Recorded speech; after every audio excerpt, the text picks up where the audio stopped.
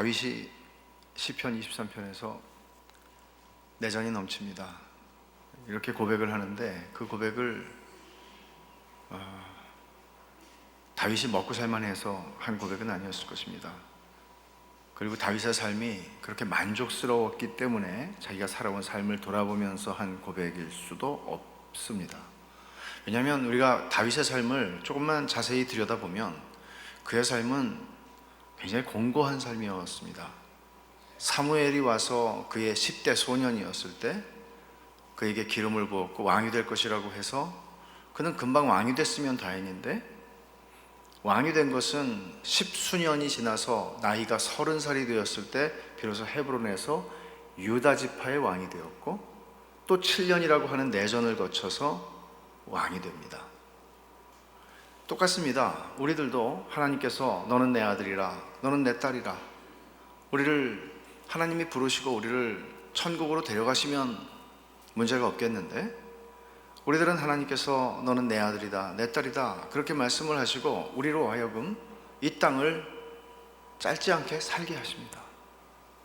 그리고 이 땅에서의 우리의 삶이 굉장히 터프하고 공고하고 문제들이 많습니다. 이런 삶을 돌아보면서 여러분이 아시다시피 다윗이 왕이라는 것 하나를 제외하면 그의 삶에는 전쟁이 그치지 않았고, 전쟁이 거의, 외국과의 전쟁이 거의 다 끝나고 평정을 한 무렵에 그의 삶에는 내적인 우환이 그치지를 않았습니다. 자식이 자식을 강간하고 자식이 자식을 살인하는 일들이 일어났습니다. 이런 일들이 일어나는 집안의 아버지가 얼마나 무력감을 느끼겠습니까? 이런 다윗이 고백한 말은 주여 내 잔이 넘치나이다 하는 것이었습니다.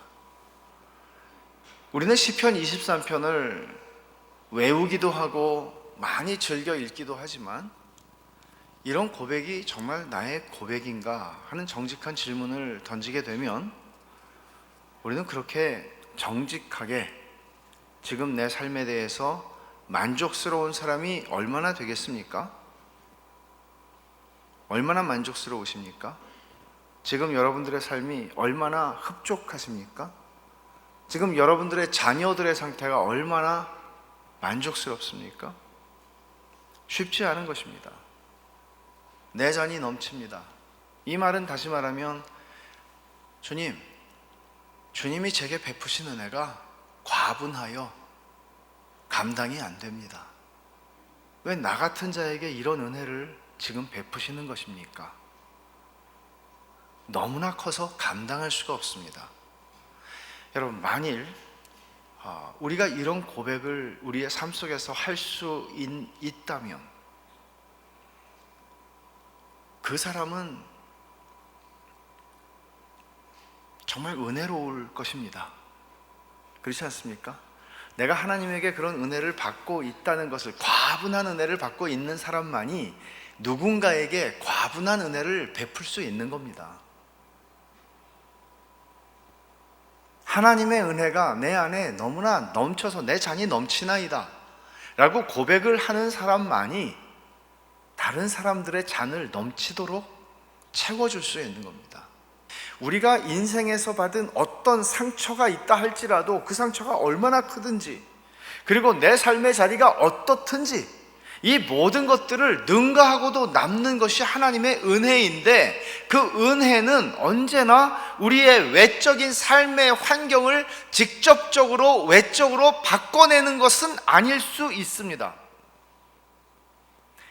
경제적으로 곰핍한 사람이 갑자기 대박이 터져서 로또가 당첨이 돼서 갑자기 집을 사고 차를 바꾸고 하는 일들이 일어나지 않고, 내 삶이 어제와 오늘이 동일함에도 불구하고 은혜를 받지 못한 삶과 은혜를 받은 삶은 천지 차이가 나는 것이죠. 하나님의 은혜는 이렇게 힘이 있습니다. 하나님의 은혜는 이렇게 우리를 변화시킨다고요.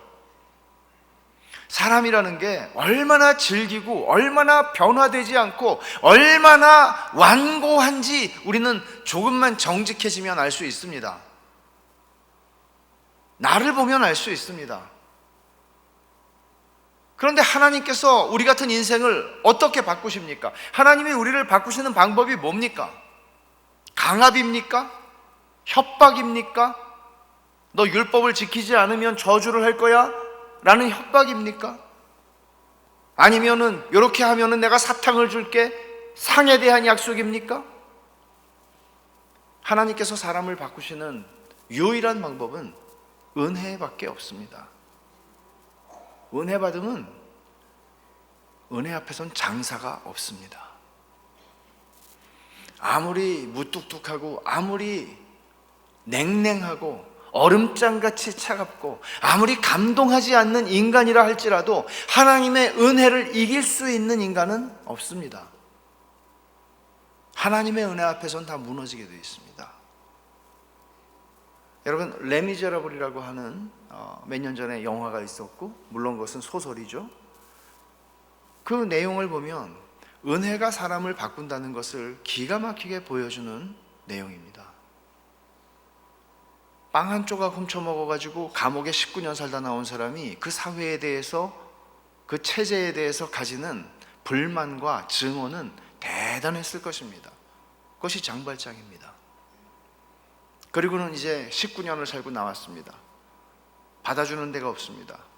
사회 부적응자가 되었습니다. 아무도 그 전과자를 받아주지 않습니다. 잘 데도 없습니다. 가족들도 다 흩어져 버렸습니다. 그를 재워준 거는 마리엘 주교라고 하는 사람이었습니다. 재워준 것도 고맙고 먹여준 것도 고마운데 이 사람은 또 머리가 돌아갑니다. 이 기회가 언제 다시 올까? 그리고는 밤에 그 집에 있는 값 나가는 식기들을 훔쳐서 도망갑니다. 은혜를 이따위로 갚은 것이죠. 그리고는 경찰들에게 잡혀서 다시 마리엘 주교 앞에 옵니다. 이거 주교님 거 맞죠? 경찰들이 묻죠. 이 도둑놈에게서 우리가 찾았습니다. 아니, 진짜 비싼 거는 여기 있는데 왜 진짜 비싼 걸 줬는데 그거는 놓고 가셨어요? 값싼 것들만 가져가셨네. 이것도 가지고 가셔야죠 하면서 마리엘 주교는 장발장에게 말합니다. 이 사람의 인생은 거기서 변했습니다. 그 순간 변했습니다. 은혜를 경험했기 때문이죠. 사회에 대한 증오와 자기 이 가슴 속에 응어리져 있던 그런 모든 더러운 것들이 그 은혜에 의해서 녹아집니다. 진짜 저렇게 살고 싶은 것이죠. 은혜를 받았기 때문에. 사람이 사람에게 줄 수 있는 은혜도 제대로 일을 하게 되면 사람을 바꿉니다. 자식들이 철이 나지 않다가 철이 나는 어떤 순간은 뭔가 하면 부모의 은혜를 은혜로 느낄 때입니다. 그러면 좀 변합니다. 정말 나의 부모님이 내게 은혜를 주신 거구나. 이런 사람들의 은혜와 비교할 때 하나님의 은혜는, 그분은 무한하신 하나님이기에 그 은혜는 무한합니다. 그리고 그 무한한 은혜가 오늘 이 자리에 모인 우리들에게 베풀어졌기에 오늘 우리는 여기에 있습니다. 그러나 어제 제가 말씀드린 것처럼 우리는 질그릇이고 흙에 불과한데 시간이 조금만 지나면 우리는 내가 도자기라고 착각을 합니다. 그래서 더 이상 은혜는 언제나 나에게 주어지고 있고 그 은혜로우신 하나님께서는 우리에게 은혜를 베풀고 계심에도, 그리고 이미 무한한 은혜를 받았음에도 불구하고 우리는 그 은혜를 더 이상 느끼지 않습니다. 하나님이 갑자기 인색해져서, 하나님이 갑자기 은혜를 주시다가 안 주셔서가 아니라 하나님의 은혜는 끝이 없고 하나님의 은혜는 변함이 없으며 하나님의 은혜는 오늘도 한결같음에도 불구하고 우리 자신들을 도자기로 착각하는, 우리 자신들을 대단한 존재라고 착각하는 그런 착각 때문에 우리는 늘 하나님의 은혜를 까먹습니다. 그래서 다시 완고해지고 다시 용서하지 않는 마음과 비난하는 마음과 아담의 후손이 아담으로부터 물려받은 그 DNA를 고스란히 다시 드러내기 시작합니다. 그리고는 사랑스럽지 않은 사람으로 변합니다. 사랑스럽지 않습니다. 하나님의 은혜를, 그 과분한 은혜를 느낄 때 사람은 사랑스러워집니다. 사람이 은혜를 받고 은혜를 받은 증거로 눈물을 흘리고 마음이 따뜻해지고 부드러워지는 것들을 경험하죠. 우리 자신들에게서 혹은 우리의 주변 사람들에게서. 그럴 때 그 사람은 참 아름답습니다. 사랑스럽습니다. 아까 그 모습과 지금 그 모습이, 그 사람은 여전히 그 사람인데 너무 사랑스럽습니다. 너무 놀랍지 않습니까? 이 하나님의 은혜를 우리가 살아가는 365일 수십 년 동안을 그 은혜를 받으며 하루하루를 살아가는 것입니다. 이게 그리스도인의 삶입니다. 은혜 없이는 살 수 없네, 그런 찬송이 얼마나 많습니까? 그게 우리의 그냥 말로 부르는, 입으로 부르는 노래가 아니라 정말 우리의 고백이라면, 그리고 정말 하나님, 나는 은혜가 없이는 하루도 살 수가 없습니다. 은혜 없으면 나는 금수와 같습니다. 은혜가 있어야 내가 하나님의 자녀답게 살 수 있습니다.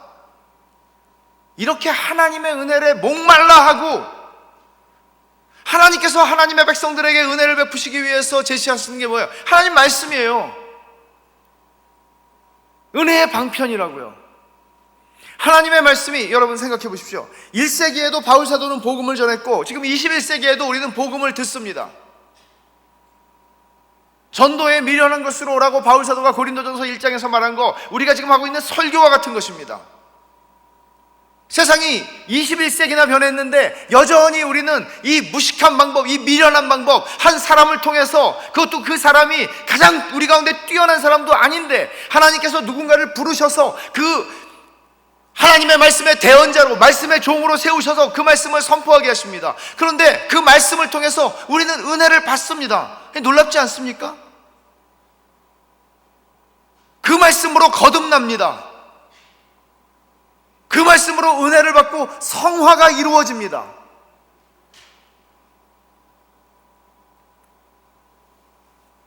(19세기에) 영국, 지금의 영국이죠, 웨일즈에서 부흥이 일어났는데 1857년부터 59년 사이에 부흥이 일어났는데 그때 이런 일들이 있었습니다. 부흥이 일어나기 전에, 이렇게 하면 부흥이 온다 이런 얘기가 아닙니다. 보면 갑자기 사람들이 은혜를 사모하기 시작했어요. 은혜를 사모하기 시작했어요. 이 얘기는 좀 웃긴 얘기죠.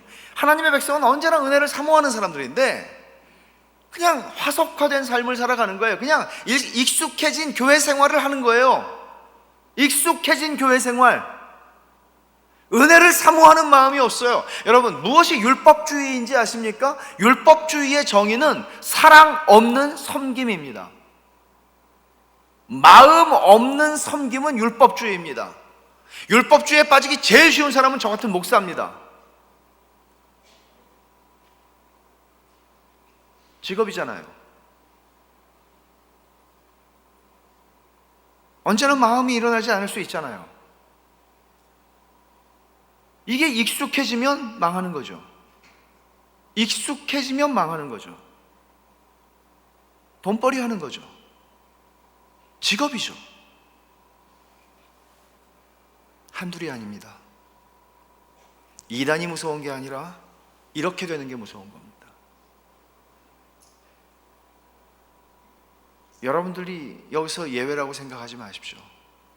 누구든지 익숙해진다는 것은 한편으로는 좋은 것이지만 익숙해지는 것처럼 우리를 무감각하게 만들 수 있는 것은 없습니다. 익숙해지면 종교 생활이 됩니다. 종교 생활입니다. 코미디죠. 은혜가 없는 교회. 그리스도인의 정의는 뭡니까? 은혜 받은 사람들입니다. 은혜 받지 못하고 그리스도인일 수가 없는 거죠. 그리고 그리스도인의 정의는 뭡니까? 우리는 은혜 없이 살 수 없다는 거 아는 사람들입니다. 그런데 은혜가 없습니다, 교회에. 그 그리스도인 한 사람의 인격과 삶 속에 은혜가 없습니다. 화석화되는 겁니다. 종교가 되는 겁니다. 교회 역사 속에 언제나 모든 시대에 우리는 이런 위험에 노출되어 있었습니다. 그리고 지금도 마찬가지입니다. 겉으로 모든 게 제대로 돌아가고 있으면 우리는 문제가 없다고 생각하는 경향이 있다고요. 그래서 하나님께서는 우리에게 문제를 터뜨리시기도 하시죠. 문제를 터뜨리면 비로소 우리는 아이고 이게 뭐야, 큰일 났다, 하나님 도와주세요, 그러고 하나님에게 은혜를 구하고 나아가요.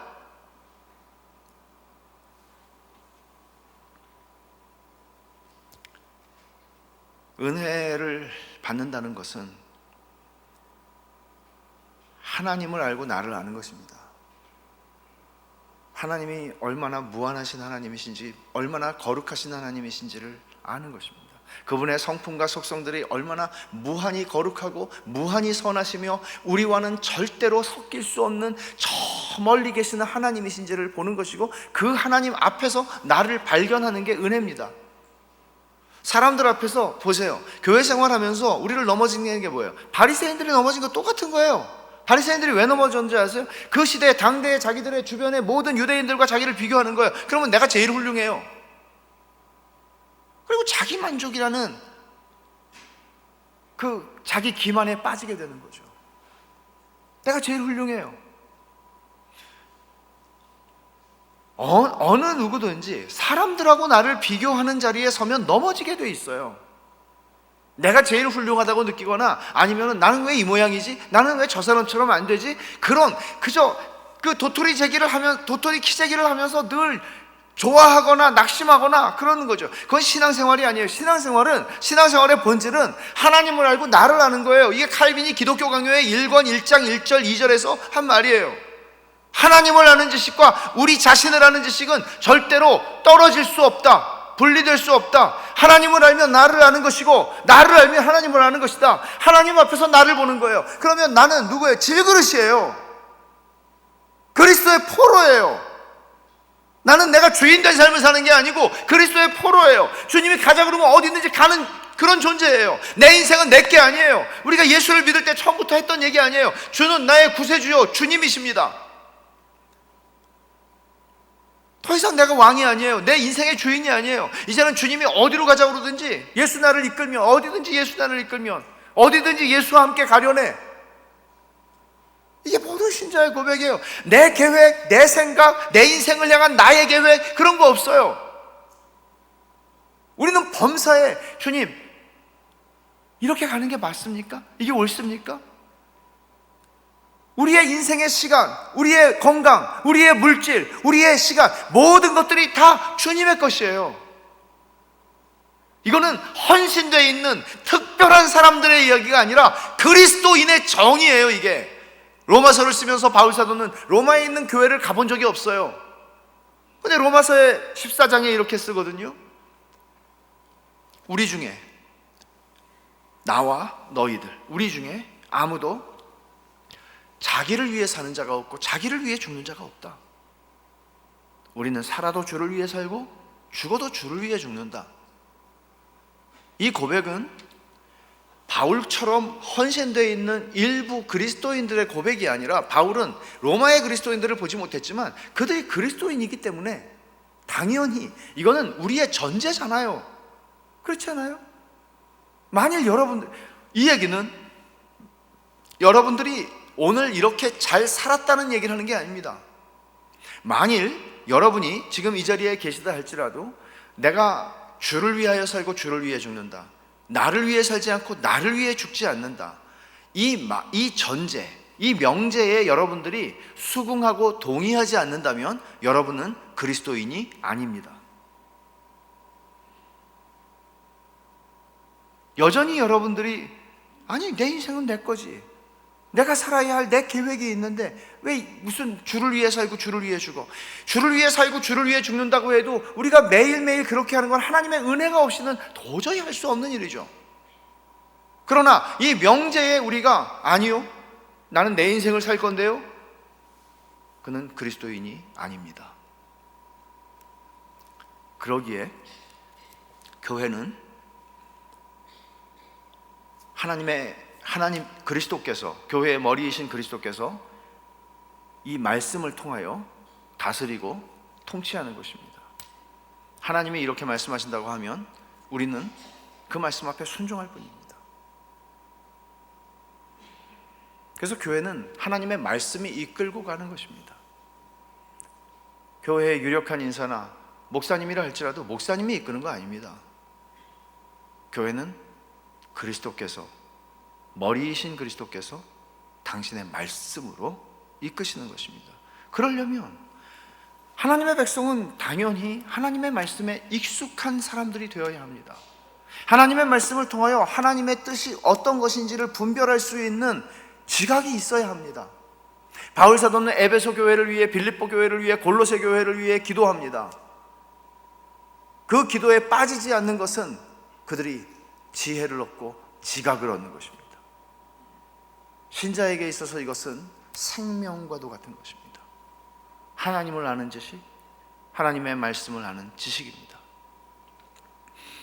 이 지식 속에서 우리는 올바르게 은혜를 받기 시작하는 것입니다. 여러분, 이런 은혜를 매주일 하나님의 백성들은 은혜를 받아야 합니다. 매주일 하나님이 정하신 날이잖아요. 매주일.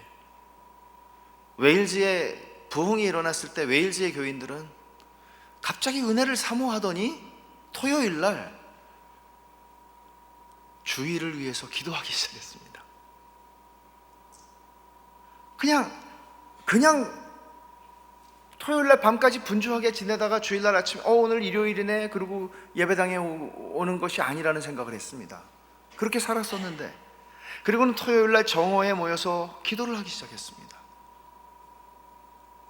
주일을 위해서, 주일에 하나님께서 하나님의 백성에게, 우리들에게 은혜를 베풀어 주시옵소서. 여러분, 목사들에게 제일 바쁜 날은 뭐 늘 바쁘지만 가장 피를 말리는 피를 좀 말립니다. 그날은 원고 마감 날입니다. 설교 원고 마감 날입니다. 피를 말립니다.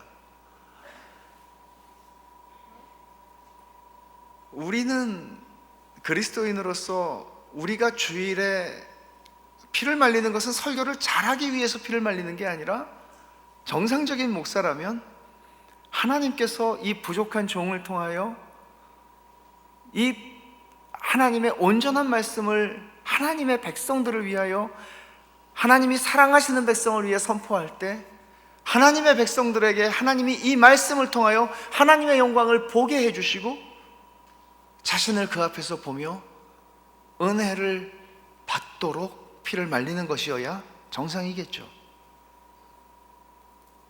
그렇다면 하나님의 백성들은 할 수 있는 게 없을까요?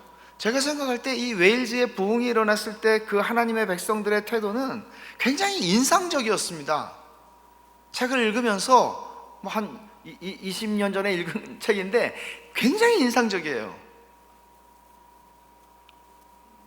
은혜를 구했어요. 하나님, 내일 우리 교회에 은혜를 주십시오. 예배 가운데 하나님 은혜를 부어주십시오.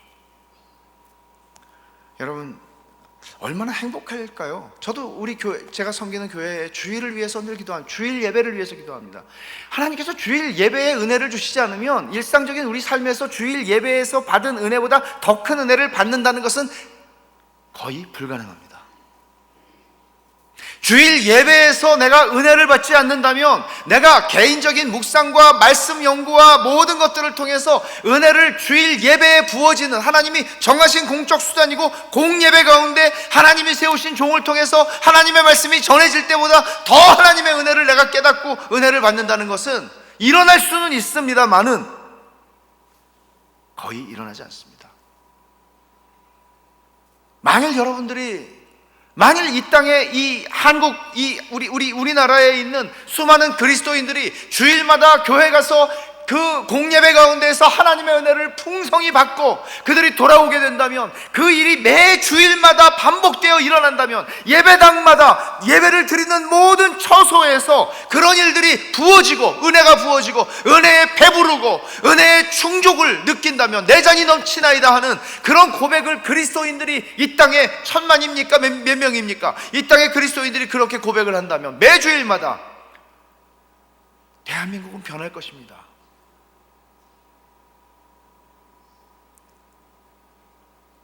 여기에 소망이 있습니다. 여러분, 어느 날 갑자기 창원에, 혹은 제가 사는 광주에, 혹은 서울에, 혹은 어느 곳에, 평양에 큰 부흥이 일어나기를 기도할 수 있습니다. 그리해야 합니다. 그러나 더 중요한 게 있습니다. 우리가 예배 때마다 하나님의 은혜를 풍성히 누리는 것입니다.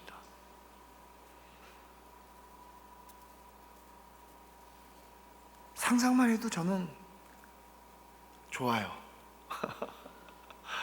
그런 일들이 우리의 예배 가운데 일어나면 우리의 마음이 불편하고 힘들고 짜증나고 원망스럽고 삶이 너무 고단하고, 근데 하나님께서 주시는 말할 수 없는 흘러 넘치는 은혜를 받고, 그런 삶이 바뀐 게 아니에요. 또 나가면 그 삶을 살아야 돼요. 근데 주님, 내 잔이 넘칩니다.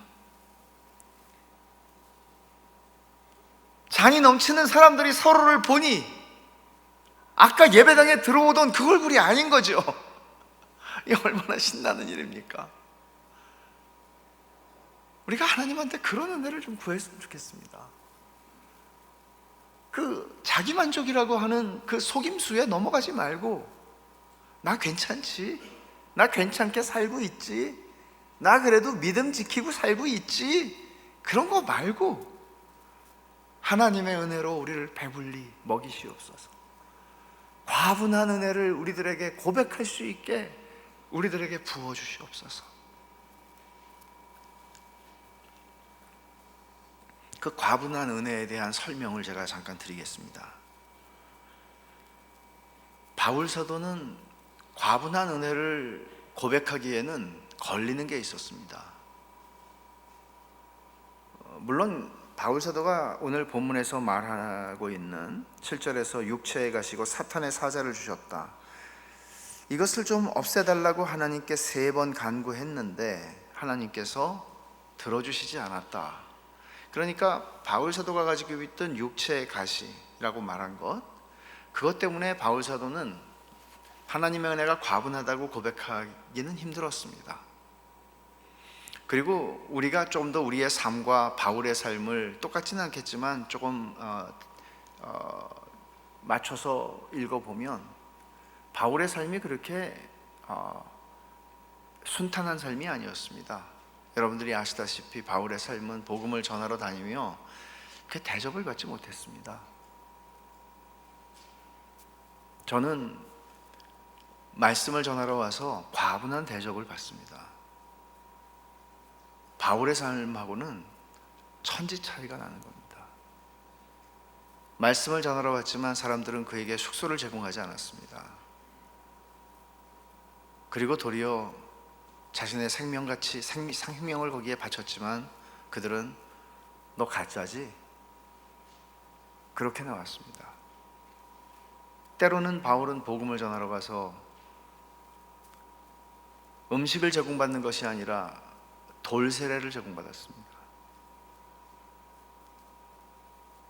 이런 삶에서 그는 주의 은혜가 나에게 과분합니다, 아마도 그렇게 고백을 했을 것 같습니다. 그러나 우리 삶을 보면 우리는 그런 삶과는 비할 수 없이 나음에도 불구하고 우리는 또 다른 사람들과 우리 자신들을 비교하며, 또는 우리 인생의 좋았던 시절들과 비교하며 우리는 하나님의 은혜가 과분하다는 것을 고백하기에는 너무나 인색한 그런 삶을 살아가는 것입니다.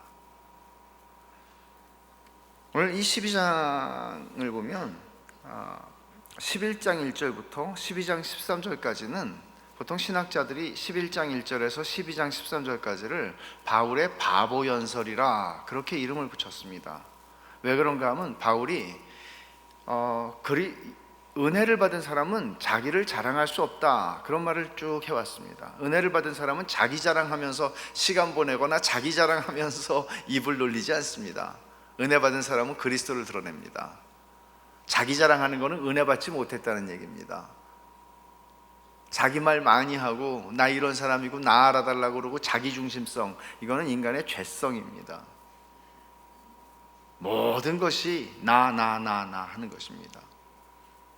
그래서 바울은 육체로 자랑하는 것, 말하자면 이 세상에서 내가 자랑거리로 여길 만한 학위나 재물이나 건강이나 내 성취나 업적이나 자식이나 무엇이든지 내가 그런 것들을 자랑하고 있다면 나는 은혜를 제대로 받은 게 아니다, 그렇게 얘기를 합니다.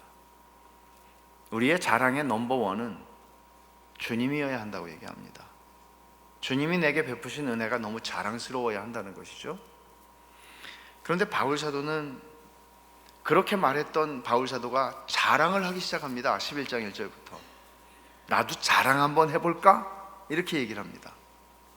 그래서 학자들은 바보연설이라고 이름을 붙였습니다. 바울이 자기가 바보가 되기로 작정하고 지금 말하고 있다. 근데 이유가 있습니다. 이렇게 하는 이유가 있습니다. 자, 우리가 여러분 잘 아시다시피 12장 1절을 보면 무익 하나만 내가 부득불 자랑하노니 주의 환상과 계시를 말하리라, 그렇게 말합니다. 이 말은 어떤 말인가 하면 자기가 14년 전에 큰 체험을 했습니다.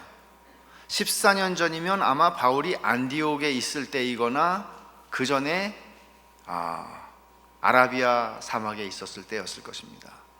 그때 바울은 굉장한 체험을 했습니다. 그 체험은 여기 읽어보면 세례 요한이 반모섬에서 환상을 보았던 것과 비견할 수 있는 그런 체험입니다. 왜냐하면 바울 사도는 4절에서 낙원으로 이끌려갔다고 말하거든요. 여기서 얘기하는 낙원은 하나님이 계신 곳입니다. 네가 오늘 나와 함께 낙원에 있으리라 그랬죠. 낙원을 보고 왔어요. 입신한 거예요. 천국을 보고 온 거예요. 근데 요한한테는 하나님이 이거를 쓰라고 그랬어요. 요한계시록이 나온 거예요. 그죠? 근데 바울은 지금 이 체험을 처음 얘기해요. 어디에서도 얘기한 적이 없어요. 처음 얘기해요. 왜 그런가 하면 바울에게 이런 체험을 주신 목적이 있기 때문이에요. 그것은 써서 알리라는 것이 아니라 앞으로 바울이 당하게 될 수많은 고난 속에서 그를 견디게 하시는 하나님의 은혜였어요. 너무나 내가 가진 확신이 분명하니까 모든 걸 견딜 수 있는 거예요. 여러분, 교회 역사 속에 많은 사람들이 믿음과 그들의 가진 증거를 인하여 죽임을 당했고 순교를 당했습니다. 불에 태워 죽기도 했고 창에 찔려 죽기도 했고 온갖 고문의 대상이 되기도 했습니다. 그럼에도 불구하고 그들이 자기들의 믿음을 타협하지 않고 믿음을 지키고 순교했습니다. 도대체 뭐가 그들로 하여금 그렇게 강하게 만든 것일까요? 확신이죠. 확신이 없으면 그런 자리에 갈 수가 없죠. 그래서 토마스 브룩스라고 하는 분은 확신을 지상에서 누리는 천국이라고 얘기했습니다. 지상에서 천국을 누리는 거예요. 하나님이 우리에게 주시는 확신은 지상에서 천국을 누리는 거예요. 모든 걸 견딜 힘을 주는 거예요. 이 확신도 은혜죠. 바울에게 하나님께서 이런 하늘의 경험을 주셨던 것을 이야기하는데 바울이 좀 민망하니까 뭐라고 지금 얘기를 하나 하면 2절에 내가 그리스도 안에 있는 한 사람을 아노니 그는 14년 전에 셋째 하늘에 이끌려간 자라. 이 고대인들이 생각하는 하늘은 3층으로 되어 있었어요. 1층은 대기권이에요. 그 다음에 위에는 성층권이에요. 별들이 있는 곳이죠. 그리고 그 위에는 하나님이 계시는 곳이에요. 그러니까 하나님 계신 곳에 나 갔다 왔다, 그 얘기를 하는 거죠. 근데 내가 어떤 사람을 아는데, 그리스도 안에 있는 어떤 사람을 아는데 그 사람이 갔다 왔다. 근데 이거는 자기가 민망하니까 지금 어떤 사람이라고 얘기를 하는 것입니다. 이런 자랑을 하는 게 민망해서. 왜냐하면 그 사람이 누구라는 거는 7절에서 나와요. 갑자기 1인칭으로 바뀌거든요. 여러 계시를 받은 것이 지극히 크므로 너무 자만하지 않게 하시려고 내 육체에 가시 곧 사탄의 사자를 주셨으니 이는 나를 쳐서 너무 자만하지 않게 하려 하십니다. 하나님이 주신 계시가, 하나님이 주신 환상이, 하나님이 주신 체험이 너무너무 커서 이 체험 때문에 내가 교만해질 가능성이 너무나 많으니까 하나님께서 나에게 육체의 가시를 주셨다, 교만하지 못하게, 이 말을 지금 바울사도는 하고 있는 거예요. 그러니까 바울사도가 내가 지금 이 거짓 교사들은요, 전부 여러분 이 분별을 잘 해야 되는 것이, 거짓 교사들이 지금 하는 얘기들은 항상 자기들이 뭐 하늘에 갔다 왔다 체험 가지고 얘기하고, 자기들이 뭐 환상을 봤다, 자기들이 무슨 어떤 그 엑스타시 같은 그런 환각적 그런 상태를 경험했다, 뭐 이런 얘기들을 많이 하는 거예요. 그러면서 사람들에게 당신들 이런 체험 아니냐고, 내가 이 체험에 대해서 가르쳐 주겠다고, 이렇게 하면서 그들은 자기들이 얼마나 대단한 존재이고 자기들이 청중들과 다른 존재인지를 부각시켰습니다. 그런데 바울이 이런 체험을 한 사람이니, 만약에 이 체험을 가지고 그래 나도 체험 한번 얘기해 볼까? 그러면 다 쓰러지게 할 수 있었어요. 근데 바울이 이 체험으로 자기가 증명하는 복음을 증명하지 않습니다. 왜 그런가 하면, 복음이라고 하는 것은 우리가 생각할 때 내가 성공해서 내가 하나님의 아들인 것을 증명하마, 이런 방식으로 하나님은 우리가 하나님의 아들인 걸 증명하지 않습니다. 이 세상에서 내가 부자가 돼서, 내가 공부를 잘해서, 내가 뭔가를 이루어서, 내가 간증을 해가지고 하나님이 이거 다 내게 그냥 주신 겁니다, 이렇게 간증해서 내가 하나님께 영광 돌리겠다, 천만의 말씀이요. 착각하지 마십시오. 하나님은 그런 방식으로 영광 받지 않습니다. 하나님은 우리의 훌륭함으로 당신의 복음을 빛나게 만들지 않습니다. 복음은 빛납니다. 복음은 빛입니다. 그 빛이 너무나 온전하기에 하나님은 자신이 있으시기에 그 빛을 질그릇 같은 인생에 담아 놓으셨습니다. 도자기에 담아도 모자랄 텐데 그 빛을 우리 같은 질그릇에다가 담아 놓으셨어요. 그리고 그 빛은 어디 사라지지 않으니까, 내가 훌륭해야 내 안에 있는 보배가 빛나는 게 아니고, 보배는 보배입니다. 바울은 지금까지 얘기한 것이 뭐예요? 바울은 세상적 사고방식, 승리주의라고 하는, 우리가 성공하고 멋진 사람이 돼서 나 예수 믿는 사람입니다, 이렇게 하나님을 영화롭게 한다는 이런 생각이 틀렸다는 거예요. 그런 생각 때문에 바울 사도를 보니까 이 사람 뭐 맨날 매 맞고 댕기고, 뭐 자기 앞가림도 못하고, 뭐 보면 없어요, 뭐가. 그러니까 이 사람들은 바울, 이 사람은 하나님의 사람일 수가 없어. 하나님의 사도라면 하나님이 이 사람을 축복하고 도와주고, 이 사람 삶이 좀 평탄해지고 고생하지 않고 그래야 하나님의 자녀지. 아니 어떻게 하나님의 사도라는 사람이 이렇게 고생하고 나이가 60이 가까워지는데도 아직도 자기 뭐 이루어 놓은 거 하나도 없고, 아직도 돌아다니면서 매 맞고 다니고, 이런 식의 사고방식을 가지고 있는 거예요. 여러분, 교회 안에도 이런 사람들이 너무 많습니다. 여러분 자신을 한번 돌아보십시오. 어떤 우리의 지체 가운데, 사랑하는 지체 가운데 한 사람이 어려움을 당하면 우리는 저 사람 하나님이 때리는구나, 뭐 잘못했나 보지.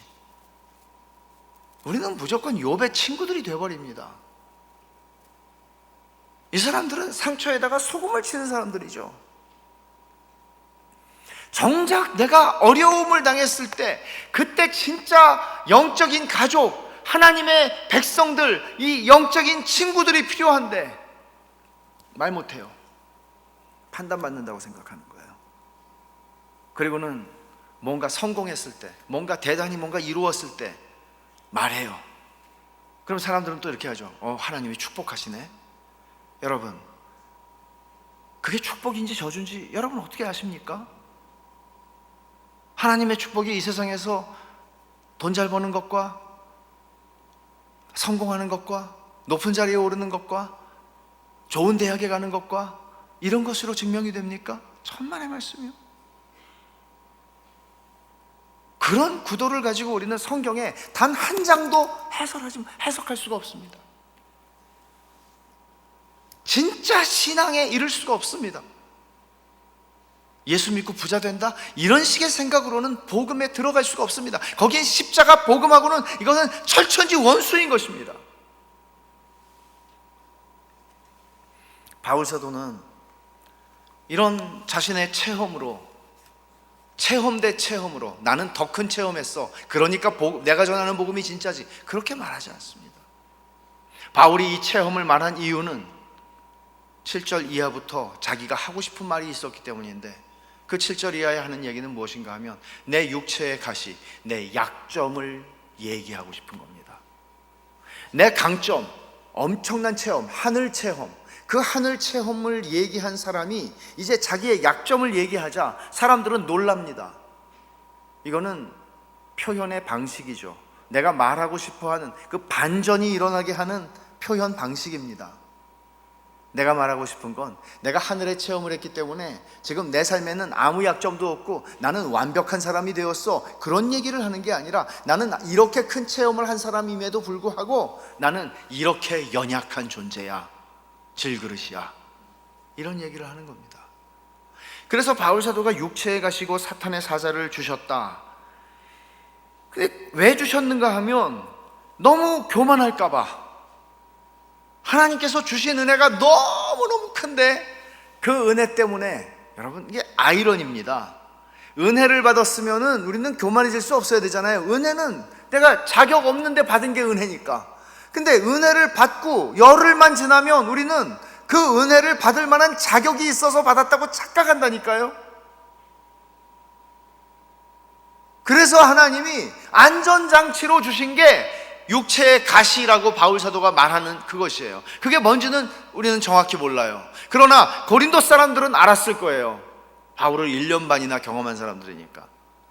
그래서 바울이 육체에 가시고 사탄의 사자, 사탄의 사자라는 거는 사탄의 메신저라는 얘기예요. 사탄의 심부름꾼이라는 얘기예요. 그래서 이 심부름꾼, 사자라는 말 때문에 어떤 학자들은 이게 바울을 괴롭히고 있는 이 고린도 사람들을 가리킨 말일 것이다, 이렇게 해석하기도 하고, 바울을 그렇게 쫓아다니며 방해하고 죽이려고 했던 유대인들을 가리키는 것일 것이다, 이렇게 생각하는 사람들도 있어요. 그러나 또 일부의 학자들은 이것은 바울이 평생 가지고 있었던 질병, 안질, 갈라디아서에서 너희가 나를 사랑해서 눈이라도 빼주려고 했다, 안질이 있었다고 알려져 있죠. 혹은 더 적은 수의 학자들이 주장하는 것은 바울에게는 치명적인 간질, 뇌전증, 간질이 있었다, 그렇게 얘기를 합니다. 그럼 여러분, 복음을 전하다가 생각해 보세요. 제가 복음을 전하다가 갑자기 증상이 와서 여기 누웠어요. 복음을 전하다가. 그럼 여러분 얼마나 은혜가 안 되겠습니까? 아유, 자기 병이나 먼저 고치시지. 얼마든지 그럴 수 있죠. 바울이 육체의 가시라고 말하는 것이 무엇인지는 모르지만 그것은 분명히 치명적인 것이었을 것입니다. 치명적인. 그러니까 내가, 하나님께서 이 육체의 가시, 사탄의 사자를 나에게서 가져가시면 내가 정말 날개를 달고 하나님을 잘 섬길 수 있을 것 같아요. 그런 게 다 있습니다. 우리 삶에는 다 있어요. 내가 정말 이것만 아니면은 내가 정말 주님을 기가 막히게 섬길 텐데, 육체의 가시가 있어요. 그건 건강의 문제일 수도 있고 사람일 수도 있어요. 어떤 사람, 내 발목을 맨날 잡는 사람, 제일 가까운 사람일 수도 있어요. 근데 바울이 얘기하는 육체의 가시, 곧 사탄의 사자를 주셨다. 근데 바울은 이거를 하나님에게 없애달라고 3번을 기도했어요. 바울이 어떤 사람입니까? 바울의 손수건만 갖다 엎어도 병이 낫고 사람 살아났어요. 근데 바울이 하나님 앞에 기도했다고요. 3번을. 하나님 제발 좀 이걸 거두어 주십시오. 3번을 기도했는데 하나님께서 거절하셨습니다. 하나님이 그걸 걷어가시자, 육체의 가시를 한 번 기도했더니 기도가 끝나기 전에 거두어 가셔서 바울이 주여 내 잔이 넘치나이다, 이렇게 고백한 게 아니에요. 하나님이 거절하셨어요. 그리고 바울이 깨닫는 거예요. 왜냐하면 하나님이 설명을 하셨거든요. No, 안 돼. 근데 안 돼, 그렇게만 하신 게 아니고 설명을 하셨어요. 그게 오늘 읽은 9절이에요. 나에게 이르시기를, 하나님이 나에게 이르시기를 내 은혜가 너에게 족하도다. 이는 내 능력이 약한 데서 온전하여짐이라 하신지라. 내 능력이 약한 데서 온전하여짐. 약한 거는 누가 약한 거예요? 바울이 약한 거죠. 왜? 육체의 가시 때문에. 그 육체의 가시만 없으면 내가 좀 강할 수 있는데, 육체의 가시만 없으면 내가 온전하게 주님 섬길 텐데, 그 육체의 가시 때문에 늘 힘이 들어요. 늘 발목 잡힌 기분이라고요. 근데 하나님이, 아니, 육체의 가시 너는 있어야 돼. 아니, 있어야 되는 게 아니고 육체의 가시가 너에게 있는 것을 포함하여 이미 나의 은혜가 너에게 충분해 라고 말씀하는 거예요. 바울이 볼 때는 주님의 은혜가 부족한 거죠. 육체의 가시가 없어야 충분한 거죠. 근데 하나님은 이미 나의 은혜가 너에게 충분해. 바울은 하나님의 은혜가 과분하다고 대답할 준비가 되어 있지 않아요.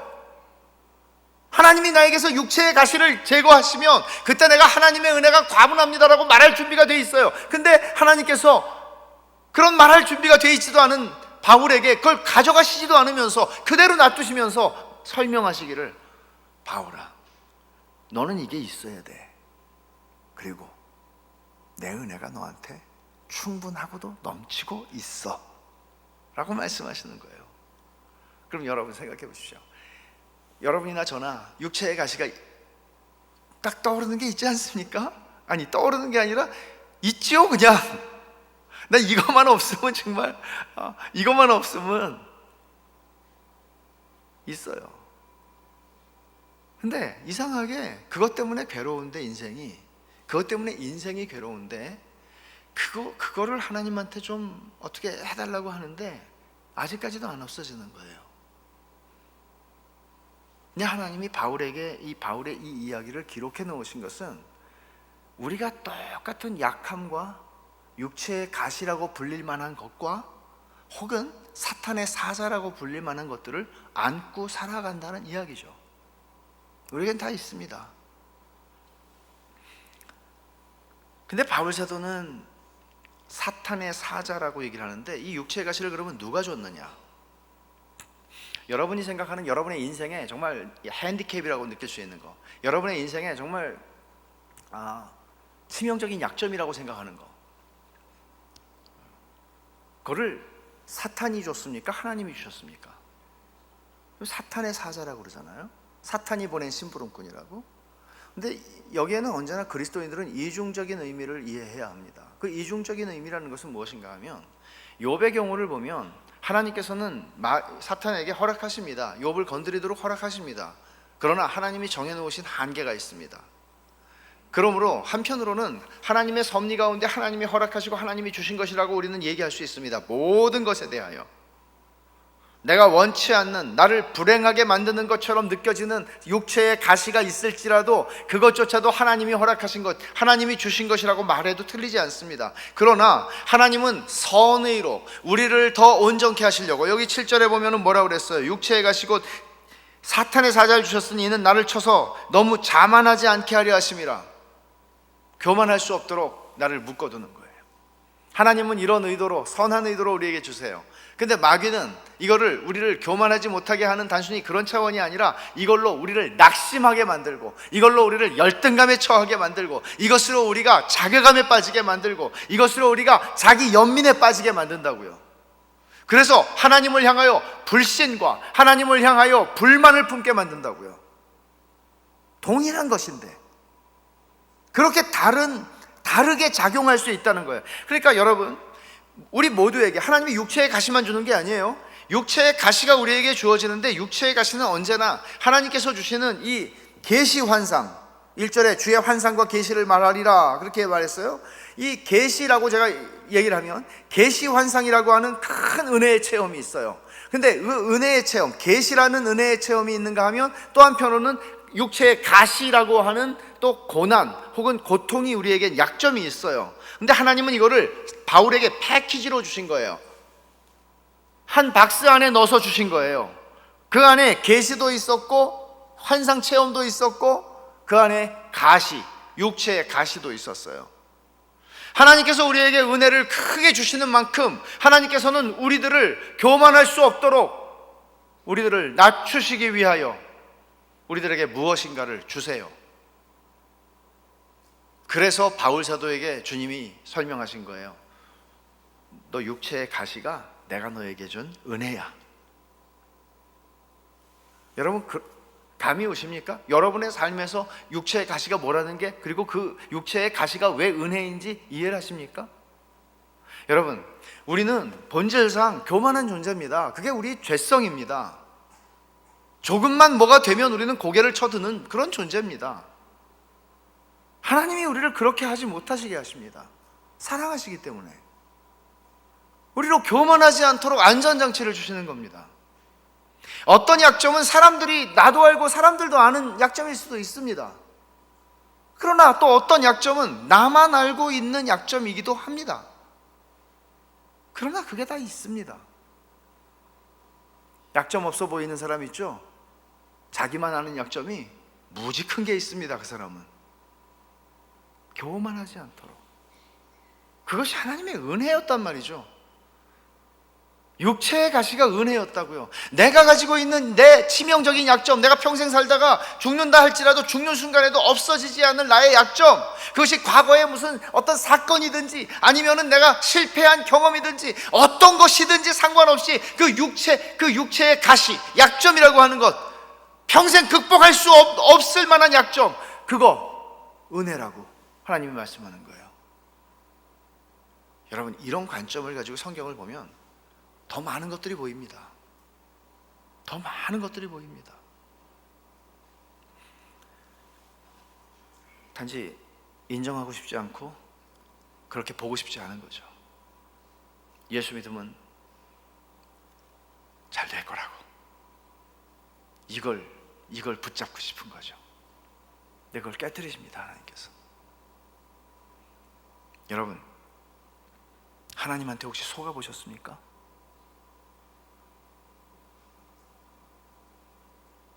성경의 사람들은 대부분 하나님한테 속아본 사람들입니다.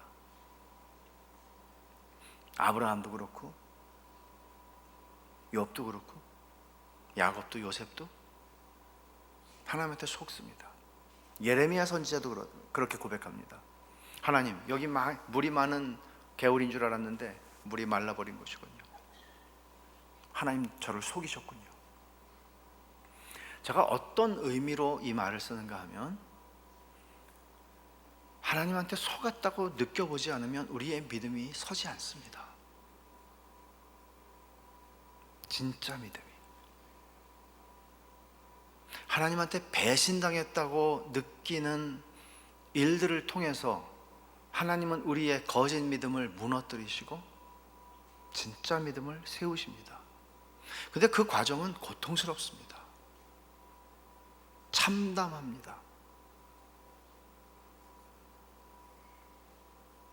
하나님의 자녀들에게 하나님은 그런 은혜를 주십니다. 속았다고 느끼는 은혜요. 근데 우리는 잘못된 신앙관을 가지고 있으면 속았다고 용감하게 그쪽으로 가지 않습니다. 주님, 저는 계속 속을랍니다. 전 이걸 포기할 수가 없습니다. 말하자면 바울은 하나님의 육체의 가시를 제거해 주실 줄 알았습니다. 근데 하나님이 거꾸로 얘기하시는 거예요. 이거는 은혜야. 이게 있어야 은혜인 거야. 이렇게. 하나님, 이러실 줄은 몰랐습니다. 이런 거예요. 그러면서 우리의 믿음이 진짜로 견고한 믿음이 돼요. 하나님한테 속아서 울어봐야 진짜 믿음이 세워져요. 바울 사도가 이렇게 하나님의 설명을 듣게 되자 그는 정말 놀라운 고백을 해요. 이 대목에서 바울 사도가 하나님이 자기에게 설명하신 이 내용을 제대로 깨달은 거예요. 무슨 말인지 알아들은 거예요. 내 은혜가 네게 족하다. 내 능력이 약한 데서 온전하여 짐이라. 여러분들이 강한 것으로 하나님을 증명하고 싶고, 여러분들의 성공과 여러분들의 빛나는 명성으로 복음을 증거하고 싶겠지만, 하나님은 우리의 약함 가운데에 당신의 능력이 온전하여지는 것을 통하여 하나님이 드러나고 복음이 증거되게 하십니다. 여러분, 생각해 보세요. 예수를 믿는 사람들 중에서 어떤 사람들은 정말 참 이게 다 하나님의 은혜예요. 성공한 사람만 하나님 은혜를 받은 게 아니고요, 하나님의 자녀는 다 은혜를 받은 거예요. 근데 좀 배역이 달라요. 어떤 사람은 부자 배역을 맡고 어떤 사람은 좀 가난한 배역을 맡기도 해요.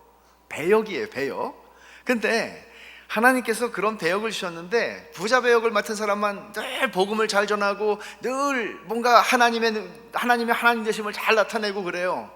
그러면 아니, 부자가 되지 못하면, 성공하지 못하면, 뭔가 이 세상에서 이루지 못하면, 내가 이 세상에서 소위 루저라고 불리는 패배자라면, 낙오자라면 하나님은 세상에서 성공한 사람만 선호하시나? 천만의 말씀이죠. 천만의 말씀이죠. 복음은 패자를 위한 것입니다. 제 아무리 세상에서 성공했다 할지라도 하나님 앞에서, 그 복음 앞에서 자신이 패자라는 사실을 인정하지 않는 사람에게 복음은 복음이 아닙니다. 그래서 세상에서 제 아무리 성공해도 하나님 앞에서 자신이 질그릇에 불과하며 아무것도 아닌 존재라는 것을 알고 하나님 앞에 나오는 것입니다. 그리고 그런 사람은 기가 막히게 아름답습니다. 여러분, 잘난 사람이 있습니다. 잘난 건 죄가 아니지 않습니까? 잘나고 싶어서 잘난 게 아니라 잘났습니다. 여러분 이해 못 하시는군요. 저도 이해를 못 합니다. 안 잘나서. 근데 진짜 잘나신 분들을 보면 진짜 잘났거든요, 태어날 때부터. 잘난 건 죄가 아니잖아요. 근데 잘난 걸 내가 잘난 척을 좀 하기로서니, 못났는데 잘난 척하면 좀 이상하지만 잘났는데 잘난 척하는 게 뭐 문제입니까? 근데 하나님 앞에서 내가 누군지를 발견한 그가, 하나님 앞에서 꾸며서 저는 아무것도 아닙니다, 부족합니다, 이거 아니고요, 하나님 앞에서 자기가 누군지를 진짜 알고 그렇게 행동하는 사람은 아름답습니다. 이건 예수 안에 있는 사람만 할 수 있는 겁니다.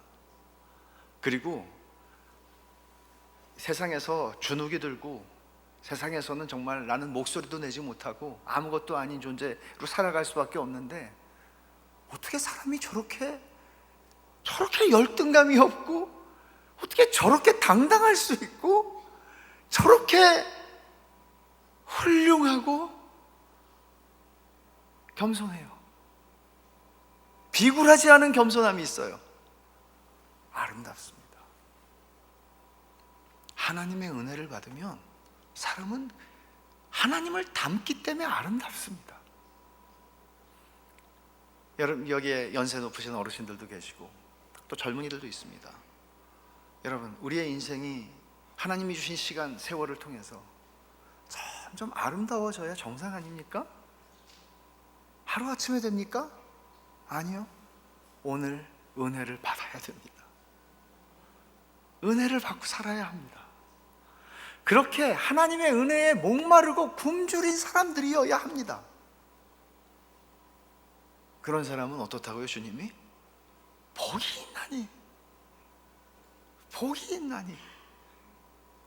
사슴이 시냇물을 찾기에 갈급함 같이 내 영혼이 주를 찾기에 갈급합니다. 이런 사람이 복이 있다고요. 은혜가 얼마나 필요한지 아는 거. 아니, 나는 지금 성공했으니까 충분히 나는 괜찮아, 난 오케이, 나는 잘 살 수 있어가 아니고, 하나님, 내가 은혜가 필요합니다. 은혜가 필요합니다. 내가 좋은 엄마가 되는 것도 은혜가 필요하고, 좋은 남편이 되는 것도 은혜가 필요하고, 주님, 내가 좋은 자식이 되는 거 은혜가 필요합니다. 은혜 없으면 좋은 교인도 못 됩니다. 은혜가 필요합니다. 주님, 은혜가 필요합니다. 주님이 제게 맡기신 양떼들을 살펴볼 때, 주님, 저에게 은혜를 주셔야 제가 목양을 할 수 있습니다. 은혜가 필요합니다. 기독교는 모든 종교와 기독교를 구별되게 해주는 것은 은혜입니다. 네가 노력한 만큼이라고 말하지 않습니다. 자격이 없고 한 것도 없고 아무것도 아닌데 하나님의 은혜에 목마른 자들을 하나님께서는 먹이시고 채우십니다. 인생에서는 아무 소망이 없는데 하나님은 우리를 은혜로 채우셔서 기쁘게 하십니다. 바울 사도가 9절 하반절에 하나님이 그렇게 말씀하시자 그러므로 도리어 크게 기뻐했대요. 육체의 가시가 있는데 기뻐했어요.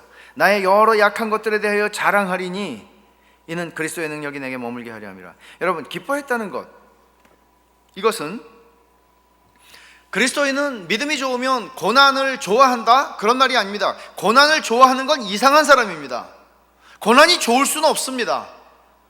약함이 좋을 수도 없고요. 그건 싫은 겁니다. 불편한 겁니다. 그런 얘기를 하는 게 아닙니다. 주님, 저는 고난이 좋아요. 고난을 좀 많이 주세요. 그렇게 기도는 안 하시죠.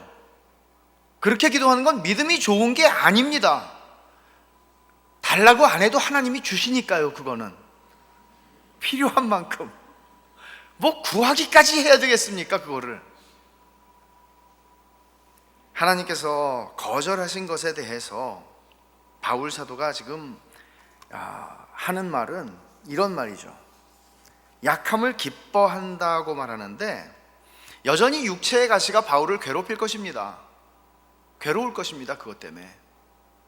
그런데 그것이 이제는 거추장스럽고 짜증나는 것이 아니라 하나님의 설명을 듣고 보니 그게 그것 때문에 내가 기뻐할 수 있게 됐다, 그 말을 하는 겁니다. 이런 거죠. 육체의 가시가 없었으면 내가 얼마나 건방지고 말도 안 되는 인간이 됐을까? 이게 아니었으면 내가 얼마나 밥맛 떨어지는 사람이 됐을까? 이게 아니었으면 나는 얼마나 한심한 사람이 되었을까? 이게 아니었으면 나는 얼마나 갑질을 하고 아나무인이고 그저 유아독존인 이런 인간이 되었을까? 주님, 정말 감사합니다. 이게 저에게 있는 게 얼마나 큰 은혜인지요. 예를 들어서 그렇다는 얘기입니다.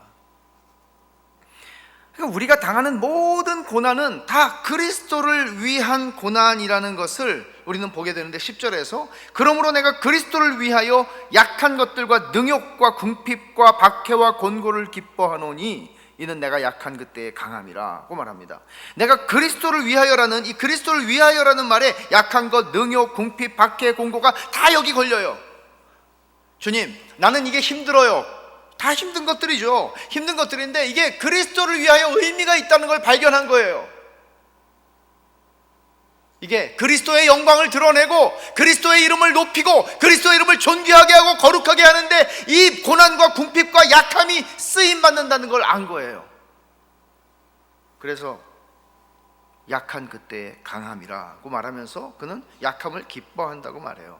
그리고 또 하나, 그가 약함을 기뻐하는 이유 가운데 하나는 뭔가 하면 9절 하반절에 그리스도의 능력이 내게 머물게 하려 함이라, 그렇게 얘기해요. 그리스도의 능력이 내게 머문다는 것은 어떤 의미로 말하나 하면 내가 약하니까 약한 만큼 그리스도의 능력이 크게 내 안에 머문다는 얘기예요. 내가 약한 존재니까. 여러분 생각해 보세요. 자식 중에서 강한 애가 있고 약한 애가 있어요. 그러면 약한 애에게 더 힘이 되어주잖아요, 부모가. 주님께서 우리들이 얼마나 약한지를 아시니까 그 약함 때문에 그 약함의 자리가 이만한데 주님께서는 이렇게 오셔서 나를 채우시고 내 안에 당신의 능력으로 머물러 주시는 거예요. 이거를 바울은 그래요, 주님, 내 능력이 강한 것보다는, 내 능력이 강해서 주님이 내게 오실 자리가 없는 것보다 나는 내 약함이 있어서 주님이 내 안에 더 풍성히 그 강함으로 찾아오시고 머무시기를 원합니다. 그렇게 얘기를 하는 거예요. 그리스도의 능력이 자기의 약함 속에서 온전하게 드러나는 것을 주님, 나는 보고 싶습니다. 그래, 이렇게 여러분들의 약점을 이해한다면, 여러분들의 약점이나 핸디캡이나 뭐 어떤 그 과거에 무슨 뭐 어떤 것이든지 무엇이든지 상관없이 여러분들이 그런 내 육체의 가시라고 여겨지는 그것들을 이런 관점으로 이해한다면 여러분들의 약함과 그런 것들만큼이나 하나님의 능력이 그리스도 안에서 여러분 안에 머무는 거라고요. 얼마나 복된 것입니까? 그리고 10절에서 말씀하는 바 하반절에 내가 약한 그때의 강함이라. 이 주님이 하신 말씀은 그대로 하는 거죠. 내 능력이 약한 데서 온전하여짐이라. 바울은 이렇게 대답해요. 그래요 주님, 맞습니다. 내 약한 그때에 강합니다. 역설이에요. 이게 은혜의 역설이에요.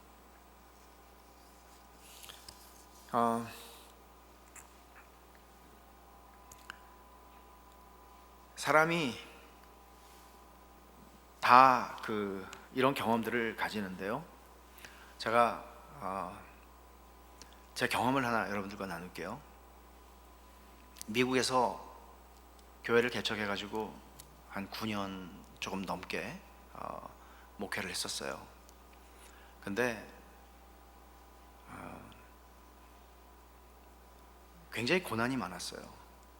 고난이 많았다는 것을 설명할 수는 없지만, 한 번은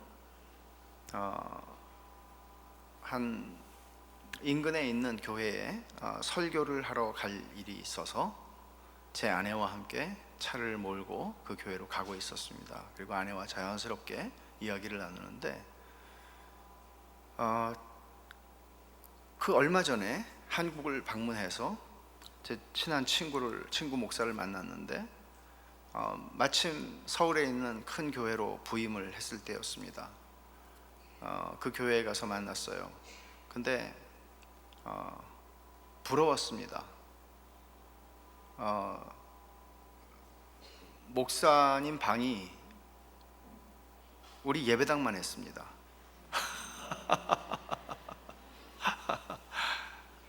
거기 부속실이 있더라고요, 목사님 방에. 그래서 이 방은 뭐야? 그랬더니 기도실이래요. 근데 기도실이 매우 넓었습니다. 그래서 제가 그랬습니다. 기도가 잘도 되겠다. 화가 나서 그렇게 하고 이제 미국에 돌아왔어요. 그리고 아내와 갑자기 그 생각이 나서 이렇게 얘기를 하면서, 여보, 나는 신실하게 하나님 말씀을 전한다고 생각하고 전하는데 왜 이렇게 목회가 힘들지? 왜 사람들은 그렇게 나를 대적하고, 목회를 하기 전에는 나는 항상 좋은 사람이고 이렇게 사람들하고 이렇게 등진 적이 없는데 왜 그렇게 목회를 하면서 사람들은 나를 비난하고 나를 거부하고 떠나지? 이제 그런 얘기를 했어요. 하면서 갑자기 부하같이 밀었습니다. 하나님한테. 하나님, 나는 복음을 신실하게 전하는데 하나님 좀 도와주셔야 되지 않습니까? 왜 나는, 여러분, 목사들의 그 로망은 서재입니다. 서재. 주님, 저는 언제 이 집에 이 지하실에서 설교 준비하는 거 저도 좀 서재 하나 주시면 안 됩니까? 설교 준비 좀 잘 되게. 꼭 서재가 설교 준비를 해주는 건 아니지만 그런 생각이 들었다는 것이죠. 갑자기 섭섭했습니다, 하나님한테. 그리고 그 예배당에, 설교할 예배당에 도착을 해서 주차를 하고 들어가 앉아서 잠시 기도를 하는데 회개가 터져 나왔습니다. 이런 거죠. 내가 내 생전에 이 영광의 복음을 전할 수 있다는 게 이게 감당할 수 없는 영광인데, 그딴 서재 하나로 내가 그렇게 시험이 들어서 하나님께 불평을 하고 하나님한테 원망을 할 수 있었던가 하는 생각이 복받치면서, 그리스도께서 나를 위해 피 흘려 죽으셨는데 하늘의 영광을 버리고 나는 그깟 서재 때문에 마음이 삐졌구나. 그리고 하나님한테 불평을 늘어놓은 것이 너무 부끄러웠습니다. 아니, 너무 죄송했습니다. 그래서 제가 목양을 하는 교회당도 아닌데 거기 설교하러 가가지고 설교하러 온 강사가 앉아가지고 앞에서 막 울고 있으니까 그분들이 얼마나 또 놀라셨겠습니까? 오늘은 큰 은혜가 임하겠구나, 또 뭐 이렇게 생각했다든지, 혹은 저 목사님이 무슨 부부싸움을 하고 오셨나, 뭐 별의별 생각을 다 하셨겠습니다. 근데 그 사건이 저에겐 잊혀지지가 않습니다. 그 사건이 잊혀지지가 않습니다. 그리고 제 생애에 마치 베드로가 주님을 부인한 것 같은 부끄러움이 있습니다. 하나님이 나한테 주신 직분이 한 사람, 단 한 사람에게라도 내가 복음의, 이 영광의 복음을, 그리스도의 피 묻은 십자가의 복음을 전할 수 있다면 이거는 가문의 영광인데, 어떻게 내가 이따위 아무것도 아닌 걸 가지고 내가 이렇게 했나? 부끄럽습니다. 그리고 다시는 내가 주님 앞에서 이렇게 가지 않으리라, 이런 생각을 했더랬습니다. 제가 이제 이런 얘기를 여러분과 갑자기 나누는 것은, 어쩌면 그것은 저의 약함이었습니다. 저는 큰 교회 목사가 아니었고 지금도 그렇습니다. 그러나 그것이 제게 주는 은혜가 작지 않습니다. 과분해서 견딜 수가 없습니다. 너무 과분한 것이죠. 제가 오늘 여기까지 와서 여러분들에게 복음을 나눌 수 있다는 것도, 아니 여러분, 제가 무슨 자격이 있어서 여기서 여러분에게 3일, 4일 동안 말씀을 전합니까? 감당할 수 없는 영광입니다. 평생을 내가 얼마나 영광스러운 부르심을 받았는지는 내 삶의 조건이 외적으로 어떠한 것과는 상관할 것이 아니라는 것입니다. 여러분, 저만 그렇습니까? 그렇지 않습니다. 제가 우리 교우들에게 그런 말씀을 종종 드리는데, 만일 생각해 보십시오. 만일 제가 목사로 살면서 참 내가 안 됐다, 내가 불쌍하다 라고 느낀다면, 세상에 제일 불쌍한 거는 우리 교우들입니다. 자기가 불쌍한 목사 감당할 수 없습니다. 감당 못합니다. 그러나 제가 여러분의 목사인 것이 너무나 영광스럽습니다. 하나님께서 여러분들에게 복음의 영광을 선포하도록 하나님이 저를 부르신 것이 너무나 영광스럽습니다 라고 생각한다면, 내 삶의 조건이 어떠하든지 그 목양 아래에 있는 주의 백성들은 행복할 것입니다. 마찬가지입니다. 여러분들도 이 세상 속에서 여러분들이 모두 다 성공한 모습으로 살지는 않습니다. 하나님의 자녀지만, 어떤 사람은 하나님께서 외적인 성공 주시고요, 어떤 사람들은 안 주시기도 해요. 그게 하나님의 사랑의 표시는 아닙니다. 우리가 그런 배역을 맡고 있는 겁니다. 우리의 유익을 위해서 하나님이 그렇게 주시는 겁니다. 그런데 여러분들이 이 세상 속에 나가 살면서 예수도 믿지 않는 사람이 나보다 훨씬 더 잘 살고, 나보다 능력이 있고, 나보다 권력이 있고, 나보다 낫고 이렇다면, 여러분들이 그 앞에서 내가 참 불쌍하다라고 느낀다면, 여러분 하나님을 모욕하는 겁니다. 세상의 물질과 권력과 명예와 이딴 것들로 하나님을 모욕하면 안 됩니다. 하나님께서 우리들에게 줄로 재어주신 구역은 실로 아름다운 곳에 있으며, 시편 16편에 쓴 대로 하나님이 우리에게 줄로 재서 준 게 다 달라요. 근데 자족해야 되는 거예요. 이거는 왜 그런가 하면, 하나님이 나를 아시기 때문에 내게 주시는 최상이라고요. 최상. 우리는 최적의 자리에 살아가는 거라고요. 내가 그때 실수해서 재수없게 이런 인생을 사는 거야가 없어요. 그런 게 하나님의 허락하심이 아니면 요셉의 상에서도 보듯이 하나님의 주권적 섭리 속에 우리의 삶이 놓여져 있다고요. 그러니 여러분들의 약함이 어떤 모습으로 주어지든지 간에 그 약함으로 불평과 원망으로 하나님을 대하는 것이 아니라, 바울이 이 설명을 알아들었다고요. 내 은혜가 너에게 족하도다. 이는 내 능력이 약한 데서 온전하여짐이라. 아, 주님, 그렇군요. 그래서 내가 이 약함 때문에 하나님이 나를 더 강하게 하시는군요. 이 약함 때문에 그리스도의 능력이 내게 머무는군요.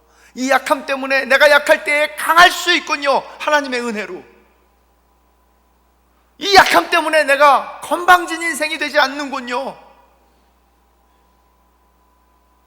그래서 바울이 약함을 기뻐한다고. 그리고 거기서 더 나아가서 바울은 뭐라고 얘기하나 하면, 내가 약한 것을 9절 중반에 보면, 그러므로 도리어 크게 기뻐함으로 나의 여러 약한 것들에 대하여 자랑하리니. 자랑한대요. 약한 걸 자랑하는 바보가 세상에 어디 있어요? 약한 걸 자랑하는 바보가 어디 있냐고요? 여기 있어요. 바보 연설을 하고 있는 바울. 약한 걸 자랑해요. 그리스도인들은 두려울 게 없는 사람들이에요. 그리스도인들은 하나님이 나에게 주신 게 이만큼이에요. 그러면 그걸 가지고 우리들은 오픈할 수 있어요. 그걸 가지고 우리는 누구에게 말할 수 있어요. 그 나의 약함이 누군가에게 알려질 때조차도 하나님께서는 당신의 복음을 드러내시고 당신의 능력의 강함을 나타내세요. 우리는 잃어버릴 게 없는 사람들이에요. 하나님이 내게 주신 자리에서 모두가 다 내가 가진 약함들이 있을지라도 그 약함을 자랑할 수 있고 그 약함을 기뻐할 수 있다고요. 저는 세상에 이런 게 어디 있습니까?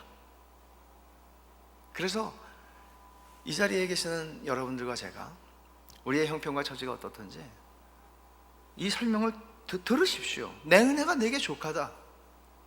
여러분 뭐라고 대답하시겠습니까? 아니요 주님, 천만의 말씀이요, 저는 부족합니다. 여러분들의 불만족스러운 삶의 자리 때문에 여러분들은 그렇게 응답하시렵니까?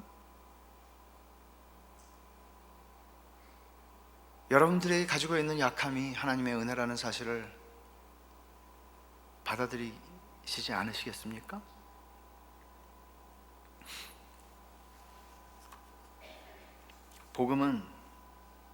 복음은 여러분의 잘난 것을 채워주고 못난 것을 개선해주는 요술 지팡이가 아닙니다. 복음은 우리가 어떤 곳에 있든지 빼앗길 수 없는 평안과 빼앗길 수 없는 감사와 빼앗길 수 없는 영광을 안고 살아가게 합니다. 우리의 믿음의 선배들이 그랬습니다. 성경에 나온 인물들과 교회 역사 속에 우리의 믿음의 선배들이 그렇게 살았습니다.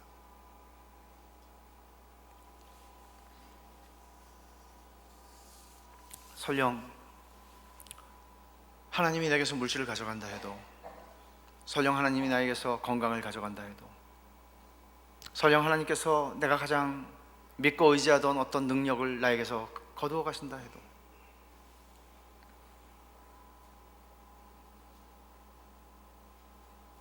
하나님의 은혜가 과분합니다. 이렇게 고백하게 하는 것이 은혜의 능력입니다. 여러분, 신앙생활을 하시면서 우리는 그리스도를 바라보는 것이죠. 근데 바울 사도는 그 그리스도를 이 갈라디아서를 마치면서 이렇게 표현을 하는 게 놀라워요. 13장 4절 결론입니다. 그리스도께서 약하심으로 십자가에 못 박히셨으나, 그리스도께서 약하심으로 십자가에 못 박히셨으나. 여러분, 이 말씀을 많이 읽어보십시오. 지금 바울 사도는 내 약함을 자랑한다, 약함을 기뻐한다, 내 약함조차도 하나님의 은혜의 과분함을 드러내는 것이다, 이 얘기를 했죠. 근데 그리스도께서 약하심으로 십자가에 못 박히셨다고 얘기해요. 우리가 따라가는 주님이 약하심으로, 주님이 강하셔야 되죠. 우리 생각에는 주님은 강하셔서 이기시는 분이죠. 근데 주님은 약하심으로 십자가에 못 박혀 무력하게 죽으셨다. 그분이 우리의 구주시다. 그 뒤에 하나님의 능력으로 살아계시니, 하나님의 능력으로 살아계시니, 당신은 약하심으로 죽으셨으나 하나님의 능력으로 이게 우리가 가야 하는 길이에요. 우리의 주님은 약하심으로 십자가에 무력하게 죽으셨다고요. 그럼 우리의 몫은 우리의 약함을 안고 이 땅에서 살아가는 거예요. 하나님의 능력이, 내가 내 약함 때문에 죽을지라도 하나님의 능력이 나를 세운다고요. 살린다고요. 하나님이 하신다고요. 그걸 보자고요. 내가 내 힘으로 다 하나님 섬기고 내 힘으로 영광 돌리고 내 힘으로 그런 거 말고, 우리는 약한 존재답게, 약함을 안고 살아가는 인생답게 그 약함을 안고 그 하나님이 우리를 부르신 부르심의 길을 걸어가자고요. 충성스럽게. 그리고 하나님이 어떻게 하시나 보자고요. 하나님의 능력으로 살아계시니 우리도 그 안에서 약하나 너희에게 대하여 하나님의 능력으로 그와 함께 살리라. 여러분, 사람들 앞에서 강한 척도 하지 마시고 강하지도 마세요. 우리는 안 강하니까. 우리 주님은 약하심으로 십자가에 못 박혀 죽으셨어요. 너희에 대하여 하나님 앞에서 우리는 약함으로 산다. 하나님께서 당신의 능력으로 일하실 거다. 이렇게 할 때 바울 사도가 디모데에게 말한 것처럼 자족함이었으면 경건이 유익이 없어요. 자족함은 신앙의 비밀입니다. 비결입니다. 하나님이 내게 주신 삶의 자리에서 주님 감사합니다. 주님이 저한테 딱 맞춰서 주셨습니다. 지금 주고 계십니다. 감사합니다. 아니, 이렇게 고백해야죠. 은혜가 과분합니다. 감당할 수 없습니다. 넘쳐서 감당할 수 없습니다. 이런 고백이 우리가 주 앞에 서는 날까지 우리 고백이 되기를 바랍니다. 기도하십시다. 하나님 아버지, 감사합니다.